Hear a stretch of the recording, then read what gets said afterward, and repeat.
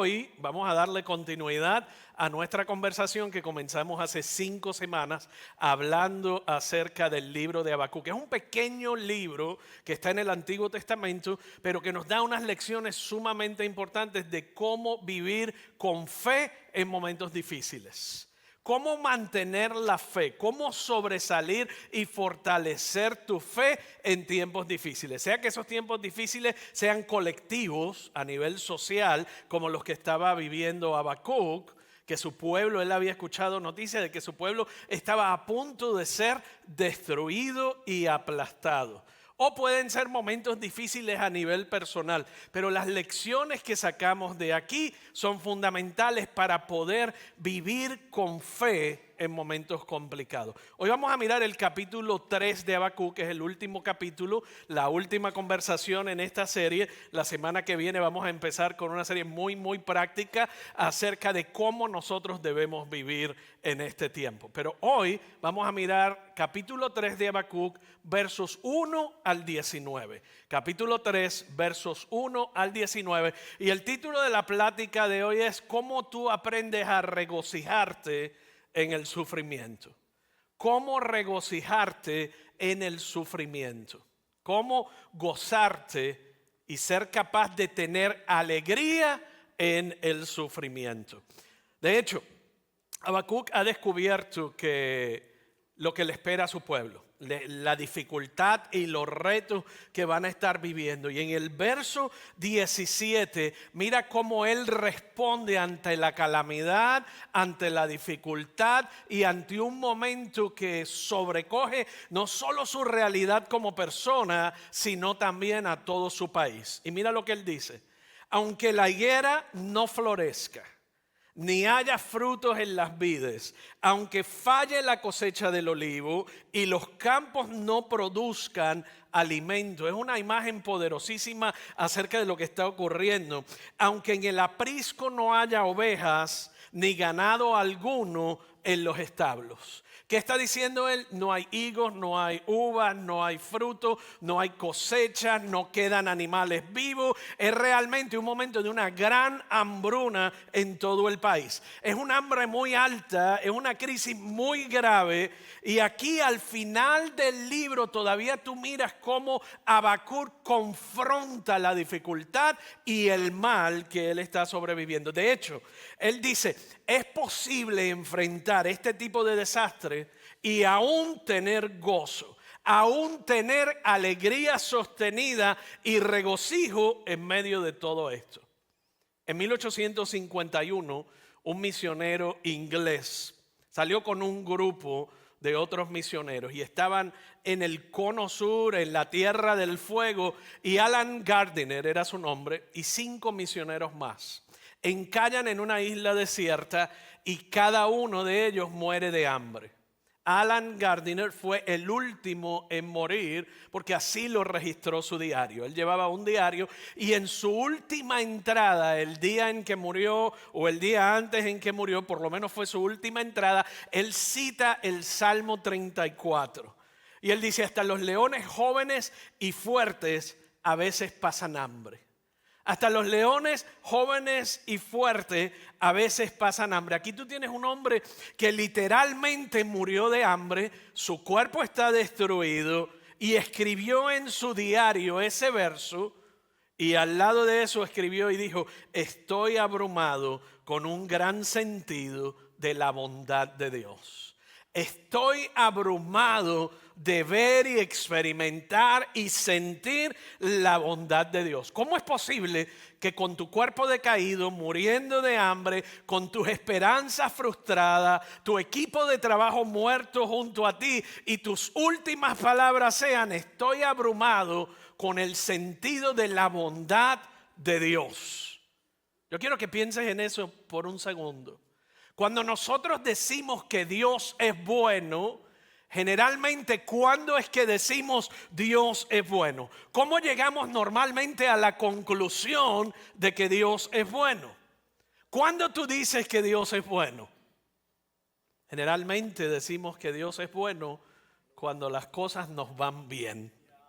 Cuando la alacena está llena, cuando el cheque está depositado, cuando tenemos dónde dormir, dónde descansar, cuando las cosas están en paz en la familia, decimos, ¡ay, qué bueno es Dios!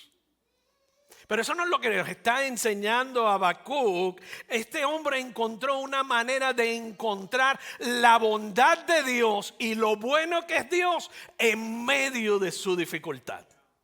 Piensa en eso, porque es contracultura. La cultura te dice, Dios es bueno si hace actos buenos que me benefician a mí. Pero cuando yo estoy en sufrimiento severo, a punto de morir de hambre, este hombre aún dice, Dios es bueno. Cualquiera en su sano juicio pagaría $1 millón por saber cómo me conecto a la bondad de Dios. ¿Cómo me conecto a lo bueno que es Dios en medio de mi sufrimiento, en medio de mi dolor y en medio de mi angustia? La realidad es que no tendrías que pagar $1 millón porque Habacuc te lo describe. Habacuc está en uno de los momentos más difíciles de su vida y solo tienes que escuchar la exposición de Habacuc para aprender cómo yo me conecto a lo bueno que es Dios en medio de mi dificultad. De esa exposición del pasaje de Habacuc, capítulo 3, vamos a mirar 3 cosas. ¿Qué significa regocijarte en el sufrimiento? ¿Qué significa regocijarte en el sufrimiento? ¿Cómo estar alegre en medio de mi crisis y mi dificultad? ¿Cuándo sucede el regocijo? ¿Cuándo sucede? ¿Y cómo lo hace? ¿Cómo lo hago? ¿Cómo lo logro? Lo primero, ¿qué significa regocijarte en el sufrimiento? Habacuc en el verso 19 dice, te lo da y te dice, el Señor soberano, en otras palabras dice, el Señor todopoderoso es mi fuerza. Él me da pie firme como al venado, capaz de pisar sobre las alturas. Hay 2 cosas que esa imagen alegórica te está dando que las quiero hacer resaltar. Primero dice, Dios es soberano. Y luego te dice, me da pie firme como el de una gacela, como el de un venado para pisar sobre las alturas. ¿Qué significa caminar con paso seguro en las alturas? Usted sabe que escalar una montaña es sumamente peligroso. Usted está en lo alto de la montaña y un pie en falso y va a caer al fondo, ¿sí o no? Entonces, subir la montaña, subir a las alturas es sumamente pesado. Es mucho más fácil caminar en la llanura, mucho más difícil llegar a la altura, pero una vez tú estás en la altura, te dice, cuando tú llegues a la altura, Dios te va a dar la habilidad de caminar con paso firme. Piensa en eso. Cuando tú estás en el borde de una montaña, es difícil caminar con paso firme. ¿Qué hacen los escaladores? Están bien conscientes de cómo subir la montaña. Inclusive cuando tú miras en el National Geographic y ves estos animales que son montunos, cabras y ovejas, o mayormente cabras salvajes que viven en las montañas, tú los puedes ver que andan con cuidado y tienen cierta habilidad como venados o como ciervos para caminar sobre las montañas. Pero te dice, Él me da pie firme como al venado. Es una metáfora para andar con firmeza en medio de las alturas. En la antigüedad, si difícil es subir, en la antigüedad las personas que vivían en las alturas eran las personas más seguras. Tú no puedes atacar mientras vas subiendo. Pero los que están arriba tienen un punto de vista y un punto de ventaja que cuando tú vivías en la altura, tú tenías ventaja de 2 horas, 3 horas, 2 días, 4 días antes de que tu pueblo fuese atacado. Y él lo que está diciendo es cuando tú vas subiendo, no puedes atacar. Pero los que están en la altura pueden atacar. Te está diciendo, si tú puedes navegar lo difícil de llegar a la altura, tú vas a poder caminar, tú vas a poder estar allí y eso te va a dar una seguridad por sobre todas las cosas. De hecho, las personas que estaban en las alturas no solo podían ver más allá y no ser atacados, por eso buscaban las montañas, por eso Jerusalén está en una montaña, porque podían ver y el Imperio Romano hacía lo mismo, colocaba sus ciudades en las planicies de las alturas para poder tener ventaja sobre los ataques y ventajas de perspectiva sobre sus enemigos. Cualquiera que poseyera las alturas en la antigüedad controlaba los alrededores. ¿Están conmigo hasta aquí? Ok, por lo tanto nos dice, caminar en las alturas es más peligroso que caminar en la llanura. Sin embargo, si puedes hacerlo, es mucho más seguro. Ahora, lo que está diciendo es, cuando el sufrimiento te llega y te llegará, o sea, dice, cuando te lleguen las desilusiones, cuando te lleguen los fracasos y los tiempos difíciles que nos suceden a todos, te va a empujar a las alturas. Cuando los tiempos difíciles llegan a tu vida, te van a empujar a las alturas espiritualmente. No hay cosa, yo he visto personas, ¿qué significa eso? Yo he visto personas que a través del sufrimiento se han vuelto más dulces y más tiernas de lo que eran antes. Hay otras que se han vuelto más duras y más arrogantes de lo que eran antes. No hay cosa que te haga volverte más arrogante que el dolor y el sufrimiento. Porque inmediatamente dices que a mí nadie me entiende y por eso es que yo soy como soy. El sufrimiento o te hace humilde, te hace amoroso, te hace suave, te hace tierno, te hace empático y compasivo, o te vuelve el sufrimiento cínico, amargado, y a otros los hace humildes y a otros arrogantes. No hay duda de que algunas personas se vuelvan más como Allen Gardner, el misionero que te mencioné al principio, que ante enfrentar cualquier cosa se vuelven más humildes, más blandos y más conectados a Dios. En otras palabras, el sufrimiento te hará una persona mucho mejor o peor de lo que eras antes. El sufrimiento te hará una persona mejor o peor de lo que eras antes, pero el sufrimiento no te deja igual. El sufrimiento te hará caer más lejos de lo que has caído antes o más profundo, te destruirá espiritual y emocionalmente o te pondrá en las alturas emocional o espiritualmente. Alturas de carácter, alturas de cercanía a Dios y ventaja para poder ver las cosas desde otra perspectiva. Una vez un hombre que estaba muriendo, no era tan anciano, tenía una familia joven y estaba dejando toda su familia atrás, pero dijo, la cercanía de Dios que he obtenido, la realidad de Dios en la oración, el sentido de su presencia, el sentido de su amor y la comprensión de mi propio corazón, no lo cambio por nada. En otras palabras, su sufrimiento lo había elevado a las alturas. Él dijo, yo no cambiaría esto por nada. No quiero dejar mi familia, no quisiera morirme, pero si me dicen que me dan 75 años más de vida sin tener lo que experimenté en mi sufrimiento, les diría que no. ¿Qué hizo el sufrimiento? Lo empujó a las alturas. Tu sufrimiento te llevará a las alturas o te destruirá. Tu sufrimiento te llevará a las alturas o te destruirá. Entonces, si tú aprendes a regocijarte en el sufrimiento, es como caminar con paso firme en la cima de una montaña. Ahora, lo segundo que vamos a aprender, y esto es un mensaje que debía advertírselo, es sumamente contracultura. Nunca queremos hablar del sufrimiento, pero todos experimentamos el sufrimiento. Y el problema es que cuando no tenemos una perspectiva bíblica del sufrimiento, el mundo se nos colapsa y en lugar de subir a las alturas, descendemos a lo más profundo y a la destrucción de nuestras propias emociones, nuestra alma y nuestra propia espiritualidad. Ahora, ¿cuándo sucede el regocijo? ¿Cuándo nos debemos regocijar? Y la respuesta es que sucede al mismo tiempo que el dolor y el sufrimiento. Escucha eso bien, se la dejo ahí para que se asiente. Porque la gente dice, el gozo viene después del sufrimiento. Habacuc nos dice, el gozo viene durante el sufrimiento.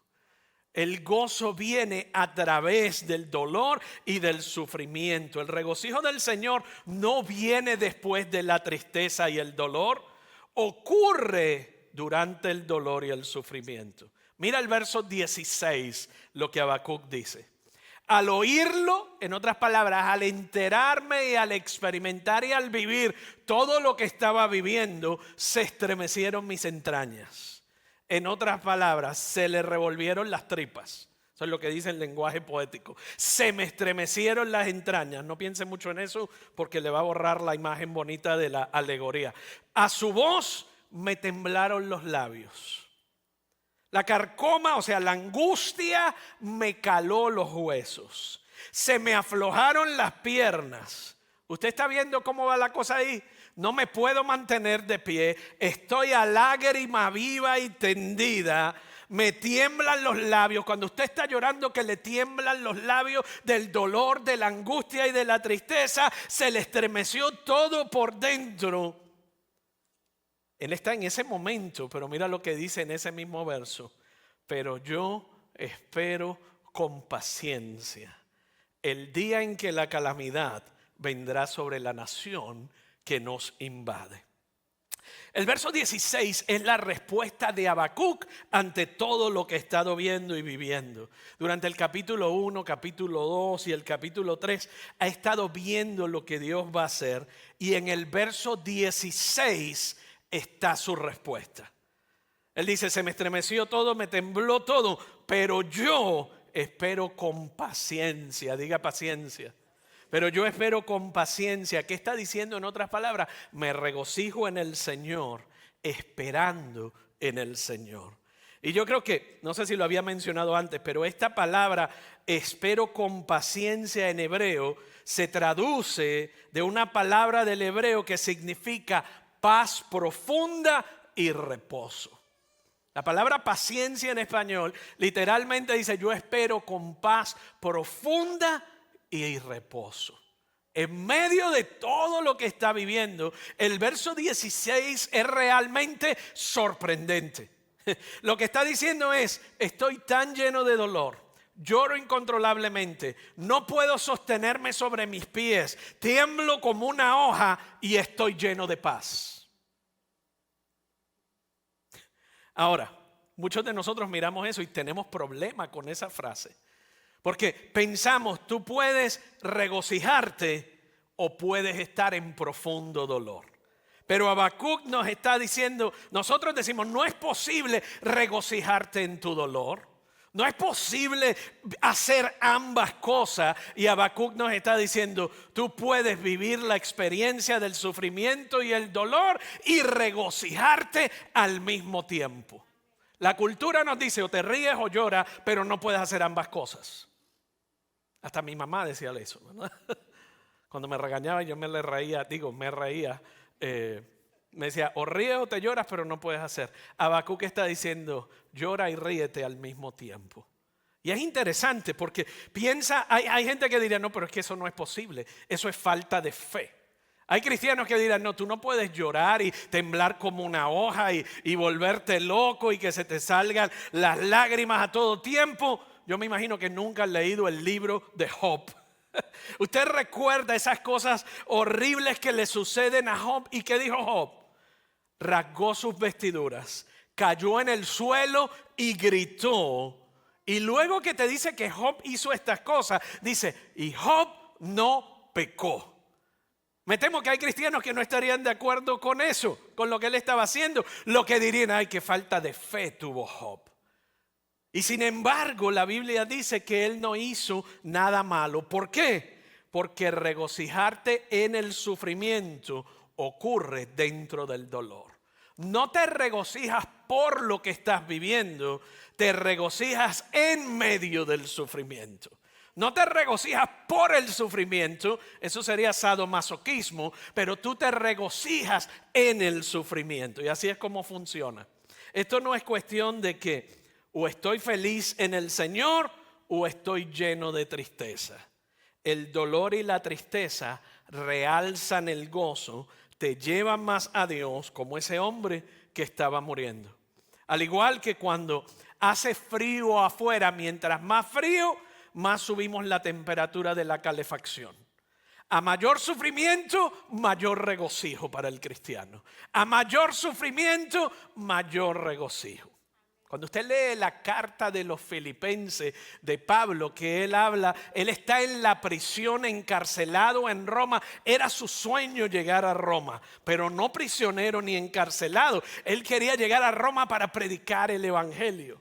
¿Y qué hace en la carta de los Filipenses? Le dice regocíjense, regocíjense, regocíjense. Y es la carta que más lo dice. El gozo del Señor ocurre dentro del dolor. No reemplaza el dolor, no viene después del dolor, no viene después del llanto incontrolable. El llanto te lleva al gozo y realza el gozo. De hecho, el regocijo te permite sentir tu dolor sin que te hunda. El regocijo de Dios te permite sentir tu dolor al 100% sin que te hunda. En otras palabras, finalmente estás emocionalmente sano. Hay cristianos que dirían, párese, ande firme y camine con fe. Pero eso no es lo que dice mi Biblia. La Biblia dice, llora, gime, tírate al suelo, tiembla como una hoja y regocíjate al mismo tiempo. No tiene nada que ver con tu fe. Al contrario, te dice, estás sano emocionalmente, estás creciendo y estás subiendo a las alturas espiritualmente. El tercer y último punto, ¿cómo te regocijas en el Señor entonces? Ya te dije, ¿qué es regocijarse? ¿Cómo te regocijas en Él? ¿Cuándo te regocijas? Y el tercer y último punto es, ¿cómo te regocijas en el Señor? Ahora que hemos visto que el regocijo no ocurre después del llanto y del corazón destrozado, o después de los labios temblando ni rodillas temblorosas, entonces comienzas a darte cuenta de que regocijarte en el Señor no es un sentimiento. Regocijarte, alegrarte en el Señor no es un sentimiento que viene si te aferras lo suficiente. Regocijarte en el Señor es una disciplina. Es algo que tú haces. Regocijarte en el Señor no es una emoción, no es un sentimiento, es una disciplina. ¿Y cómo lo logramos? ¿Cómo desarrollamos esta disciplina? Primero, repitiendo. Segundo, recordando. Y tercero, regocijándote apropiadamente. Vamos a ver esto rápido. Primero, repitiendo. Fíjate lo que dice el verso 18. ¿Cómo me regocijo en el Señor? ¿Verdad? ¿Cómo lo hago? Aún así, yo me regocijaré en el Señor, me alegraré en Dios, mi libertador. En ese verso 18 sucede algo que nosotros los que leemos la Escritura con frecuencia lo podríamos pasar por alto y lo hacemos sin darnos cuenta. Sucede tan y tan a menudo en la Biblia, es un patrón tan profundo en la Biblia que te acostumbras a verlo y lo pasas por alto. Simplemente ya no te das cuenta, ni siquiera lo notamos, pero hoy yo quiero que lo noten. ¿Qué es lo que estamos viendo en ese verso? ¿Qué es lo que pasó en ese verso? Se repitió. Hay una repetición. ¿Qué dice Habacuc? Me regocijaré en el Señor. Y luego él regresa y nos dice, me alegraré en Dios, mi libertador. Hay otras versiones que dicen, mi Dios, mi Salvador, mi sanador. ¿Por qué tú crees que lo dijo 2 veces? ¿Sabes que la Biblia nunca dice nada una sola vez? La Biblia lo repite y lo repite y lo repite. Y si tú miras con atención, dice lo mismo, pero un poco diferente. Y por lo tanto, cada vez que dice lo mismo de una forma un poco diferente, tú lo entiendes mejor si alguien te dice las cosas 2 veces. ¿Por qué? Porque entra un poquito más profundo. Tu comprensión es más rica. Es un patrón profundo en la Biblia. Repetición, repetición, repetición, repetición. ¿Por qué hay 4 evangelios, usted piensa? Ya cuando usted llega al 4.º evangelio, usted dice, ya sé que murió, resucitó al 3er día, la noche antes participó de la comunión, porque usted cree que lo repite y lo repite. Porque cada vez que usted lo repite, usted aprende algo. Usted escucha algo diferente. De hecho, hay lugares en la Biblia que dice Jesús alimentó 4,000 personas. Y luego lees en el otro evangelio y te dice Jesús alimentó 5,000 personas. Los escépticos inmediatamente dicen, no, eso es un error ortográfico, porque a Jesús no se le ocurriría alimentar 4,000 y después alimentar 5,000. Lo que te enseña es que esos críticos cínicos de la Escritura no conocen el patrón de repetición de la Escritura. Jesús alimentó 4,000 y luego se levantó y alimentó 5,000. ¿Por qué? Porque Él repite y repite. Entonces, Michael Wilcock, uno de los antiguos comentaristas de la Biblia, dijo en el Salmo, citó el Salmo 62 para explicar este concepto. Una vez habló Dios, 2 veces he oído. Y luego él dice lo siguiente: la mente humana es incurablemente centrífuga, siempre volando por la tangente. La mente humana es increíblemente centrífuga, siempre volando por la tangente. Ahora, aquí está el punto. Jesucristo en la cruz, en su momento de más dolor, angustia y sufrimiento, ¿qué hizo Él? Dijo, Dios mío, ¿por qué me has desamparado? Citó el Salmo 22, capítulo 22, verso 1. La única forma en que Jesucristo hubiese sido capaz de que de adentro de su más profundo dolor Él citara un verso es ¿por qué? Porque lo había repetido y repetido y repetido. Y cuando vino el momento de dolor, ya su mente estaba condicionada a citar y repetir un verso del cual ya se había adueñado. En otras palabras, usted toma un verso de la Biblia y lo lee una y otra y otra y otra vez. Y usted lo lee y agarra algo. Y meditas y agarras algo. Y lo compartes con un compañero de trabajo y aprendes algo. Y luego lo estudias a través de un estudio bíblico y aprendes algo. Lo estudias en tu pequeño grupo. Luego oyes que alguien lo predica y aprendes algo. Cada vez que lo repites profundizas más. Y profundizas un poco más. Eso es el repetir. ¿Cómo tú logras experimentar gozo en el sufrimiento? Desarrollar la disciplina del regocijo repitiendo. La segunda es recordando. Diga recordando. Lo principal que hace Habacuc en el capítulo 3 es un recuento del éxodo. Es un recuento de la salida del pueblo de Israel de Egipto. Él habla de las pestilencias y las plagas cuando Dios los sacó de Egipto. Él habla del temblor de la tierra, refiriéndose al monte Sinaí.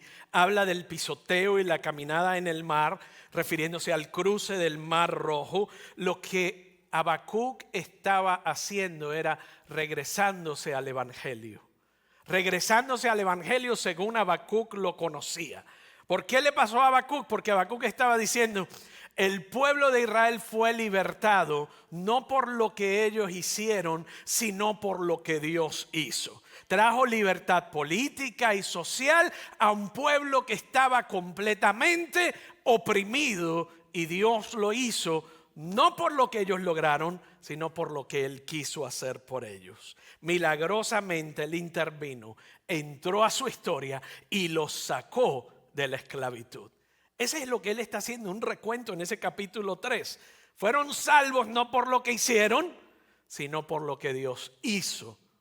Y Habacuc está diciéndose a sí mismo, y está recordándose a sí mismo, y está recordando el evangelio, hasta que él llega al verso 16 y dice, y ahora tengo paz.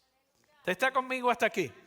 Él repitió, recordó y recordó el mensaje del evangelio, y en el verso 16 dice, y ahora tengo paz.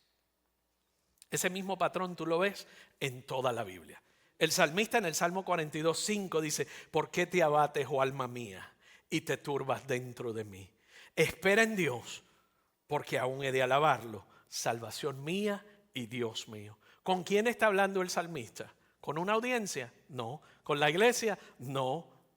¿Con una predicación? No. No es una oración, no está hablando con Dios. Él se está hablando a sí mismo. En el Salmo 103, un salmo sumamente famoso, dice: bendice alma mía a Jehová y bendiga todo mi ser su santo nombre.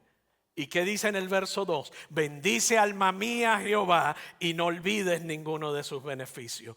Repetición y recordando. Repitiendo, recordando. Repitiendo, recordando. ¿Qué está diciendo? Tengo que conectar lo que sé sobre Dios. Y esto es importante. Tengo que conectar lo que sé sobre Dios y lo que ha hecho en el pasado con mi presente. Tengo que conectar el carácter de Dios y quién Él ha sido con mi sufrimiento, con mi dolor y con mi angustia. Mi ejemplo favorito está en Lucas capítulo 8. Un recuento famosísimo de la historia de Jesús calmando la tormenta. ¿Recuerdan esa historia? Él está en una barca con sus discípulos, iban a cruzar el lago y Jesús está en la barca con un discípulo, pega esta tormenta increíble y él se acuesta a dormir, a los discípulos le apresa el pánico y los discípulos comienzan a decirle: pero es que ¿acaso no te importa? ¿Acaso no te preocupamos? ¿Qué hace Jesús? Calma la tormenta. Y luego de calmar la tormenta, ¿qué le dice en el verso 25? ¿Dónde está su fe? Él no le reclamó. Él no les dijo: qué poca fe tienen. Chicos, vengan para acá que voy a enseñarles cómo tener fe. Vengan para acá que voy a orar por ustedes para que tengan más fe. ¿Qué él le dijo? ¿Dónde está su fe? ¿Has pensado en eso alguna vez? Es como si se le hubiese perdido la fe. ¿Dónde está su fe? ¿Qué él le estaba diciendo? Ustedes saben quién yo soy. Ustedes han visto los milagros que yo he hecho. Ustedes han visto las promesas cumplidas a través de mí. Ustedes tienen la fe, solo tienen que sacarla, recordar, repetir y aplicar a la vivencia en que están hoy. Ustedes no están recordando, a ustedes se les ha olvidado. Jesús les está diciendo: ustedes saben quién soy, pero no lo estás conectando a tu tormenta hoy. En otras palabras, mi corazón sufre, mi mente tiene conocimiento y lo que Habacuc dice es: hay que unirlos los dos.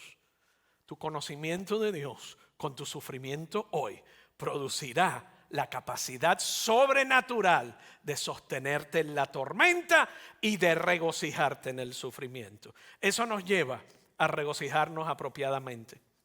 Regocijarse en la tribulación es que en vez de mirar la tormenta, en vez de mirar las olas, en vez de mirar la circunstancia, vuelve al Evangelio. Vuelve al Evangelio. Vuelve de nuevo a Dios. Vuelve de nuevo a lo que Dios ha hecho en el pasado. ¿Usted sabe quién es Él? ¿Usted sabe lo que Él ha hecho? ¿Qué significa entonces eso para ti en medio de tu sufrimiento? Si Jesús fue resucitado de entre los muertos al tercer día, ¿qué significa eso para ti en medio de tu sufrimiento? Regocijarse apropiadamente es atesorar, significa saborear. ¿Qué hizo Habacuc en su dolor y en su angustia? Fue al Evangelio, recordó el Éxodo, recordó el Éxodo. Y el Éxodo es interesante porque cuando tú miras el capítulo 9 de Lucas, en el monte de la transfiguración, dice el verso 31, tenían un aspecto glorioso y hablaban de la partida de Jesús que él estaba por llevar a cabo en Jerusalén. Estaba Moisés, o sea, estaba hablando de que estaba Moisés y estaba Elías y estaba Jesús. Y están teniendo una conversación. Y las versiones al español dice que hablan de su salida, hablan de su partida. Pero la palabra original en el griego dice estaban hablando de su éxodo. Literalmente la palabra que estaban ahí usada era su éxodo. Moisés le estaba diciendo: wow, yo hice una gran hazaña, los liberé social, políticamente, 1 millón de esclavos a través del éxodo, pero lo que tú estás a punto de hacer con tu éxodo supremo va a cambiar el destino de toda la eternidad. Va a cambiarlo. Entonces Moisés estaban en una conversación y ¿qué estaban trayendo? El mensaje del Evangelio al monte de la transfiguración. Moisés arriesgó su vida para libertar a los hijos de Israel de forma política y social. Pero Jesús, el Moisés supremo, dio su vida con el fin de liberarnos no solo de la esclavitud social y política, sino del mal, del pecado y de la muerte. El primer Moisés arriesgó su vida para liberar a su pueblo. El Moisés supremo dio su vida para liberar a su pueblo. El primer Moisés mató un cordero para ponerle en el dintel de las puertas para salvar a su pueblo y que recibieran perdón. Pero Jesús, el Moisés supremo, fue el cordero que dio su sangre para que pudiésemos ser perdonados, para que pudiésemos ser liberados del pecado, del mal y de la muerte. Porque esto es importante, porque si tú crees en Jesucristo y crees que Él derramó su sangre y que te dio vida porque fue el cordero, ahora mismo quien está delante del Padre, cada vez que Él mira tu nombre, ve una piedra preciosa, ve un futuro hermoso. Tú puedes estar absolutamente confiado en este momento que tu nombre está escrito en el cielo si crees en Jesucristo. Y eso no te lo quita nadie. Cuando Habacuc pudo decir con firmeza, aunque la higuera no florezca, ni haya frutos en las vides, aunque falle la cosecha del olivo y los campos no produzcan alimento, aunque el aprisco no haya ovejas ni ganado alguno en los establos. El verso 19, el Señor soberano, el Señor todopoderoso es mi fuerza. Él me da pie firme como al venado, capaz de pisar sobre las alturas. Un verso que puede cambiar no solo tu circunstancia, sino tu perspectiva. ¿Cómo te regocijas en medio del sufrimiento? Por eso cuando te despiden, lo que Jesús estaba diciendo es no pongas tu fe en las cosas que te van a desilusionar. Por eso cuando te despiden, cuando alguien te rechaza, tú dices, ¿sabes qué? Mi nombre está escrito en el libro de la vida. Tengo el mejor reconocimiento de todos los tiempos. Cuando alguien te olvide, te ignore, te maltrate, tú puedes decir, a él lo maltrataron para que yo fuera completo. Y tú comienzas a recordar, y tú comienzas a repetir, y luego terminas regocijándote apropiadamente en medio de tu sufrimiento. Te invito a ponerte de pie para que me acompañes en una oración. Amén. Por eso podemos regocijarnos en medio del sufrimiento. Oremos. Padre, te doy gracias porque es posible que nos regocijemos no por nuestro sufrimiento, sino en nuestro sufrimiento. Porque tu Hijo Jesucristo fue quien dirigió el éxodo definitivo. Y si Habacuc pudo recordar el éxito de Moisés y luego decir, oh Dios, a pesar de mi dolor, puedo regocijarme en el sufrimiento. Cuando te miramos a ti, al Cristo resucitado, al que dirigió el gran éxodo, que dio su sangre, derramó su sangre, y vemos lo que has logrado por nosotros y que nuestros nombres están escritos en el libro de la vida, podemos regocijarnos. Y así lo haremos. Ayúdanos, oh Dios, a llevar esto en nuestros corazones, para que cuando vivamos el sufrimiento, para los que están viviendo el sufrimiento, simplemente nos empuje a las alturas. Oramos en el nombre del Padre, del Hijo y del Espíritu Santo. Amén y amén. Gracias. Amén.